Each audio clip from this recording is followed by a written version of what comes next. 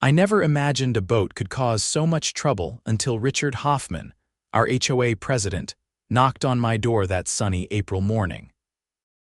His combover flapped in the spring breeze as he stood on my porch with a clipboard, eyes narrowed at the 22-foot Sea Ray I just parked in my driveway the previous day.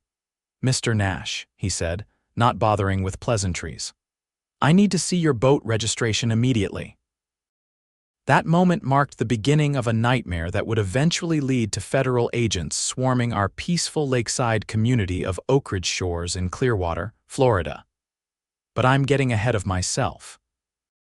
My name is Kyle Nash, and until 6 months ago, I was just another resident of Oak Ridge Shores, a collection of 112 homes surrounding a small man-made lake about 20 minutes from the Gulf of Mexico. I'd purchased my home 3 years prior after my divorce from Melissa was finalized, looking for a peaceful place to rebuild my life and enjoy weekends on the water. "Good morning to you too, Richard," I replied, leaning against my doorframe. "Any particular reason you need to see my boat registration?" Richard tapped his clipboard impatiently. "HOA bylaws state all recreational vehicles must be registered with the association. We need to verify that your vessel is properly insured and registered with the state." I'd read our HOA covenants thoroughly before purchasing my home. There was indeed a requirement to inform the HOA about boats, RVs, and similar vehicles kept on the property, but nothing about providing registration documents. "I'll check the bylaws, Richard, but I don't recall anything about providing my state registration to the HOA." His face flushed slightly. "It's a new policy. The board voted on it last month. We need copies of all watercraft registrations for our records." "Was that in the newsletter?" I asked, genuinely confused. I prided myself on staying informed about community matters. "It was discussed at the meeting. You should have attended," he said dismissively. "I need that registration by tomorrow, or you'll face a fine of $100 per day until you comply." I felt my blood pressure rising but kept my composure. "I'll review the bylaws and get back to you." As he walked away, I noticed him making notes on his clipboard, probably documenting my uncooperative attitude or something equally ridiculous. After closing the door, I immediately pulled up the HOA documents on my computer. As suspected, there was no mention of providing boat registration to the board. The newsletter from last month only mentioned a reminder about keeping boats in designated areas, nothing about a new registration policy. I called my neighbor, Marcus Jenkins, who attended most HOA meetings. "Hey Marcus, quick question. Was there a vote last month about a new boat registration policy?" Marcus chuckled. "No, man, nothing like that came up. Richard's been on a power trip lately, though. He's been hassling people about all sorts of things." I thanked him and hung up, now certain something wasn't right. I decided to email the HOA board requesting minutes from the meeting where this supposed vote occurred. In the meantime, I'd keep my boat registration safely tucked away. The next morning, Richard returned with Karen Peterson, the HOA vice president, in tow. Karen was infamous in the neighborhood for reporting children's basketball hoops as unsightly structures and measuring people's grass with a ruler during her daily walks. "Mr. Nash," Richard began formally, "I've returned for the boat registration we discussed." "I've reviewed the bylaws and newsletters," I replied calmly. "There's no requirement to provide my state registration to the HOA." I've also spoken with others who attended last month's meeting, and they confirm no such policy was voted on. Karen's perfectly highlighted bob haircut seemed to vibrate with indignation. "We have every right to verify your vessel is properly registered. What are you hiding, Mr. Nash?" "I'm not hiding anything, Karen. I simply value my privacy and don't appreciate being asked for documents without proper authority." Richard stepped forward. "As HOA president, I have the authority to request documentation to ensure compliance with community standards." "Show me where in the bylaws it says that," I challenged. "The bylaws give the board broad discretion to enforce community standards," he retorted, clearly making it up as he went along. I'm going to decline providing my registration until you can show me the specific bylaw or board vote that requires it, I said firmly. Now, if you'll excuse me, I have work to do. As I closed the door, I heard Karen's shrill voice. This isn't over, Nash. She was right about that. The next day, I found a violation notice taped to my door. $100 fine for failure to provide required documentation. Additional $100 daily until compliance is achieved. I immediately emailed the full board, challenging the fine and requesting the specific bylaw that authorized them to demand my boat registration. I copied all homeowners whose email addresses I had, about 30 in total. Within hours, my inbox was flooded with responses from neighbors who'd faced similar demands from Richard and Karen. Not just for boats, but for cars, kayaks, and even a model airplane collection. Something strange was definitely happening. Linda Patterson, who lived at the other end of our community, wrote that Richard had not only demanded to see her jet ski registration, but had taken photos of the document when she showed it to him. Why would the HOA president need photos of registration documents? I decided to dig deeper. My profession as a cybersecurity consultant had trained me to spot unusual patterns, and this situation was setting off all my alarms.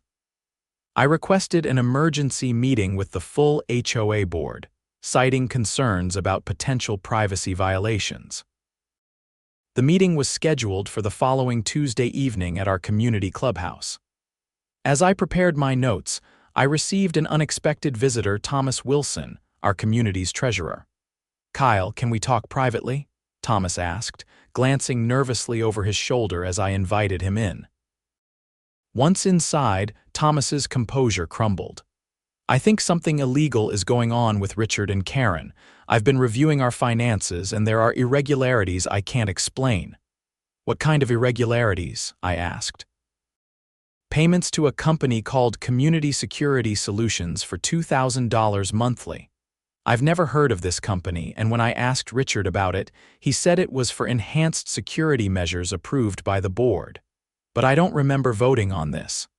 I pulled out my laptop. "Do you have the company details?"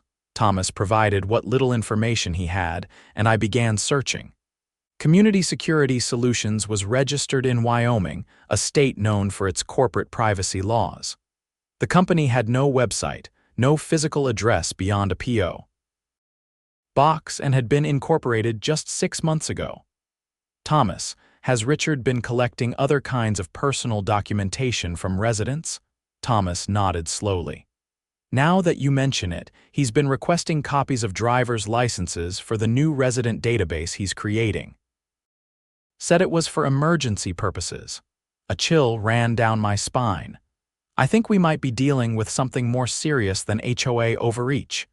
The emergency HOA meeting that Tuesday was tense. Richard attempted to limit discussion, but when 15 homeowners showed up instead of the usual 3 or 4, he couldn't control the narrative.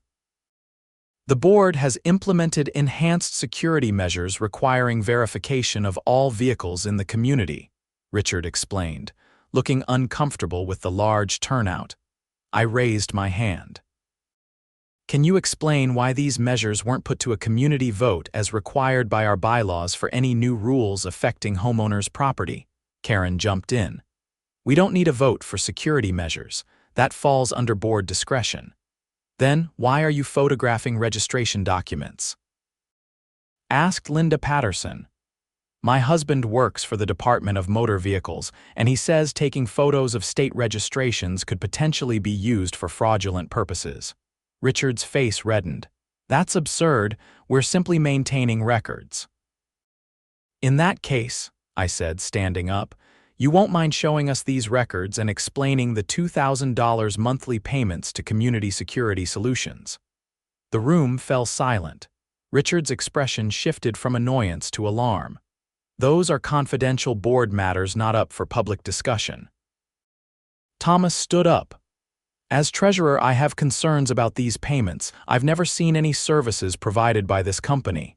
"The meeting is adjourned," Richard announced, gathering his papers hastily. You can't adjourn the meeting. We have a quorum and we're voting to audit the HOA books, I countered. All in favor? Nearly every hand in the room went up. Richard stormed out, Karen trailing behind him, hissing about troublemakers and ingrates. The following morning, I received a certified letter from the HOA's attorney demanding I remove my boat from my property immediately, citing an obscure bylaw about commercial vessels. My Sea Ray was clearly a recreational boat, not a commercial one, I called Marcus. They're escalating. This is getting weird. It gets weirder, Marcus replied. Someone broke into my garage last night. Only thing missing was my file box with car titles and boat papers. That was the moment I decided to contact authorities. I called the Clearwater Police Department and was connected to Detective Liam Rodriguez. So you believe your HOA president is collecting registration information improperly? Detective Rodriguez summarized after I explained the situation. Yes, and now people's documents are going missing. Something's not right. HOA disputes aren't usually criminal matters, he started. This isn't about lawn height or fence colors, I interrupted. We have potential identity theft and breaking and entering. Detective Rodriguez agreed to look into it, though I could tell he wasn't convinced this was more than a neighborhood squabble. Later that day, as I was loading groceries into my car at the local supermarket, I spotted Richard in animated conversation with a man I didn't recognize. They were standing next to a black Cadillac Escalade with tinted windows. Something about their body language, the furtive glances, the close quarters seemed off. I snapped a few discreet photos with my phone before they noticed me. Richard saw me and abruptly ended his conversation. The other man slipped into the Escalade and drove away quickly. That evening, I received an email from an anonymous account. Stop asking questions about the HOA, final warning. Rather than being intimidated, this only confirmed my suspicions that something seriously wrong was happening. I forwarded the email to Detective Rodriguez along with the photos I'd taken at the supermarket. The next morning, I decided to test a theory. I created a fake boat registration document with a traceable watermark and intentionally left it visible on my kitchen counter, which was visible from a window. Then I made a show of leaving for the day, but instead parked down the street and waited, watching my house through binoculars from a neighbor's place who was away on vacation and had asked me to keep an eye on things. 3 hours later, my patience was rewarded when Karen Peterson walked up to my house. She peered through windows before trying the back door. Finding it locked, she actually used a credit card to slip the lock, a technique I wouldn't have expected from our prim and proper HOA vice president. I called Detective Rodriguez immediately. I've got Karen Peterson breaking into my house on video right now. Stay where you are. Officers are on the way, he responded, suddenly taking my concerns very seriously. I watched as Karen emerged from my house 7 minutes later, holding what appeared to be papers. As she hurried to her car, a police cruiser pulled up. The officer stopped her and began asking questions. Karen's body language shifted from confident to defensive, then to outright panic. More police arrived, and I watched as they obtained a warrant to search Karen's home based on the evidence of her breaking into mine. I returned to my house once Detective Rodriguez arrived. We found your documents in her purse, he informed me. Along with several other residents' registration papers, driver's licenses, and what appear to be credit card applications in various names. Identity theft, I asked. Looks that way, but it might be bigger than that. We need to bring in your HOA president for questioning. Richard wasn't at home when police arrived, and his phone was going straight to voicemail. A bolo, be on the lookout, was issued for him while officers executed a search warrant at his residence. What they found stunned everyone. Richard's home office contained dozens of files with residents' personal information, not just from our community, but from 3 other HOAs across Central Florida where he had connections. There were fake IDs, credit cards in various names, and detailed notes on residents' work schedules and vacation plans. This is a sophisticated operation, Detective Rodriguez told me as we stood outside Richard's home while officers carried out box after box of evidence. We're bringing in the FBI on this one. This crosses state lines. Karen, meanwhile, was singing like a bird. In exchange for leniency, she revealed that Richard was part of a network that specialized in stealing identities from affluent communities. HOAs were perfect targets. They had legitimate reasons to collect personal information. Residents often didn't question authority figures, and the close-knit nature of the communities made it easy to track people's movements. He approached me 6 months ago, Karen admitted in her statement. Said we could make extra money by providing financial services to people who needed clean identities. I thought it was just helping people fix their credit scores at first. By the time I realized what was really happening, I was already implicated. The FBI arrived the next day. Special Agent Lauren Campbell took over the case, setting up an operations center in our community clubhouse. Your HOA president, Richard Hoffman, appears to be a mid-level operator in a network that's been on our radar for some time, she explained to me. They target upscale communities, especially those near waterways where residents often own boats and other high-value assets with separate registrations. Why boats specifically? I asked. Boat registrations contain information that can be useful for creating false identities or fraudulent loan applications. Plus, people who own boats typically have good credit and financial resources, making them attractive targets for identity theft. And the company receiving $2,000 monthly payments from our HOA funds, a shell corporation.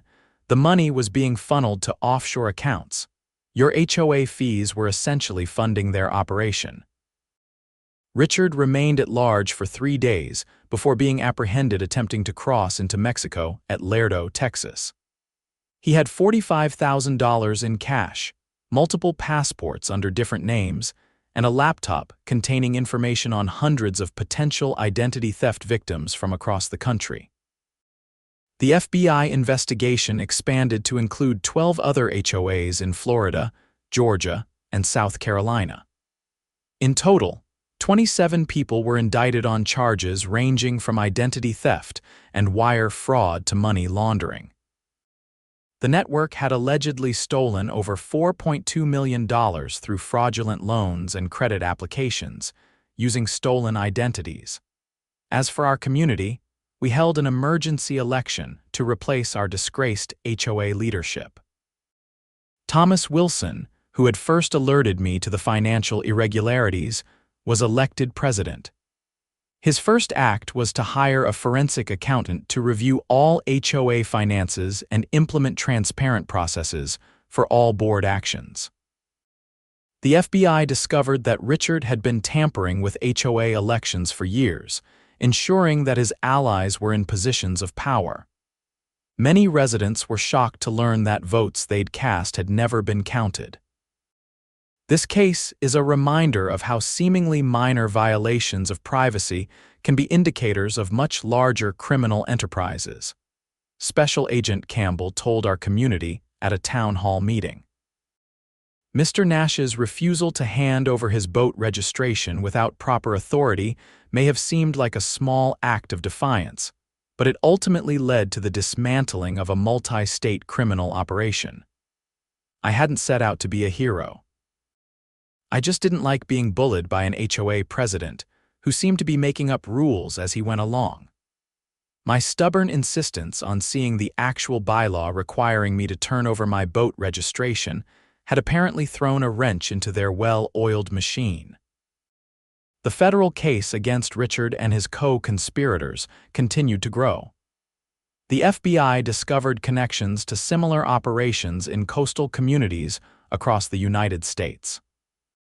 The scheme was both simple and insidious: use HOA authority to collect personal information, create fraudulent identities, open credit accounts, and disappear before victims realized what had happened. 3 months after Richard's arrest, I received a call from Special Agent Campbell. "Kyle, we've uncovered something you should know. Your name was on a special list in Richard's files. What kind of list? I asked, suddenly concerned. People targeted for more extensive identity theft. According to his notes, your profession in cybersecurity and your recent divorce made you an ideal target. Clean credit, professional credentials that could be leveraged, and no spouse who might notice financial discrepancies. I felt a chill run down my spine. So my boat registration was just the beginning. Exactly. They typically started with something small like a boat or vehicle registration, then escalated to requesting other documents based on fabricated HOA requirements. If you'd complied with the initial request, they would have continued pressing for more information. The federal case went to trial the following spring. I was called as a witness, describing how Richard had demanded my boat registration without proper authority and the subsequent harassment when I refused. Richard's defense attorney tried to paint the situation as a simple misunderstanding between a diligent HOA president and an uncooperative resident. Isn't it true, Mr. Nash, that you had a history of confrontations with the HOA before this incident? The attorney asked during cross-examination. No, I replied confidently. I had always complied with legitimate HOA regulations. I simply asked to see the bylaw requiring me to provide my boat registration. And isn't it possible my client was simply trying to ensure all vessels in the community were properly registered for safety reasons? If that were true, I countered, he could have simply shown me the bylaw or board vote authorizing such a requirement. Instead, he fabricated a policy and then escalated to fines and harassment when I questioned it. Richard sat stone-faced throughout my testimony, but I caught him glaring at me several times. The man who had once strutted around our community with clipboard in hand, threatening fines for infractions as minor as leaving garbage cans out an hour too long, now faced decades in federal prison. The prosecution presented evidence that Richard had been involved in similar schemes in California and Arizona before moving to Florida. He changed his name twice and had been operating under various aliases for nearly a decade. Far from being just a power-hungry HOA president, he was a career criminal who had found the perfect cover for his operations. The jury deliberated for just 6 hours before returning guilty verdicts on all counts. Richard was sentenced to 18 years in federal prison and ordered to pay restitution to his victims. Karen received a reduced sentence of 5 years for her cooperation with authorities. As the case concluded, our community began the difficult process of healing and rebuilding trust. Many residents felt violated knowing their personal information had been compromised by people they had elected to protect their community's interests. Thomas, our new HOA president, implemented sweeping changes to restore transparency and accountability. All board meetings were now recorded and live-streamed for residents who couldn't attend in person. Financial records were posted monthly on a secure community website.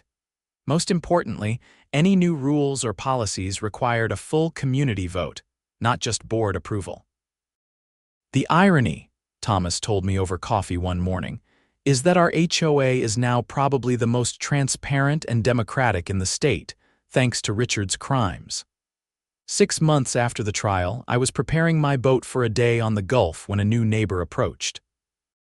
Lucas Martinez had recently moved into Richard's former house, which had been sold at auction to help pay restitution to victims. "Nice boat," Lucas commented. "I've been thinking of getting one myself."